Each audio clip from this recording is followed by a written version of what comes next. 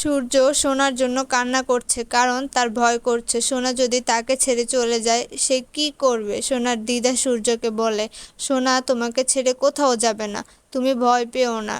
কিন্তু সূর্য হাল ছেড়ে দেয়, কান্না করতে করতে মাটিতে বসে পড়ে, জোরে জোরে কান্না করে আর বলে, সোনা আমাকে ছেড়ে চলে গেলে আমি শেষ হয়ে যাব, আমি মরে যাব।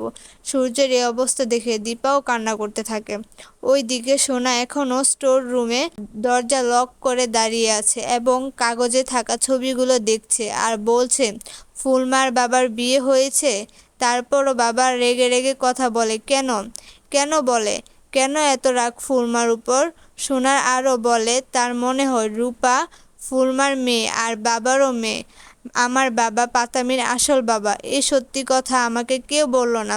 কেন বাবা ফুলমা আর রূপাকে ভালোবাসে না, এর উত্তর বাবাকে বলতেই হবে।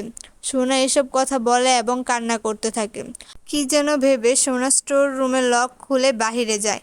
অন্যদিকে সূর্য কান্না করে আর বসে থেকে উঠে এবং বলে, আমি সোনাকে বুঝিয়ে বলবো, আমি তার আসল বাবা মাকে খুঁজে আনবো, কিন্তু ও যেন আমাকে ছেড়ে না যায়। এরই মধ্যে দীপা এসে বলে, কেন এমন করছেন আপনি। তখন সূর্য রেগে বলে, তুমি কেন এসেছো এখানে, কেন কথা বলছো। বন্ধুরা, আপনারা যদি আমার চ্যানেলে নতুন হয়ে থাকেন তাহলে প্লিজ প্লিজ আমার চ্যানেলটা সাবস্ক্রাইব করে দিবেন। তখন দীপা বলে, সোনাকে বুঝাতে হবে। সূর্য বলে, কি বুঝাবে তুমি, কে বলেছে তোমাকে এসব করতে, কি শুরু করেছো এগুলো, একদম বন্ধ করো, এগুলো করবে না তুমি।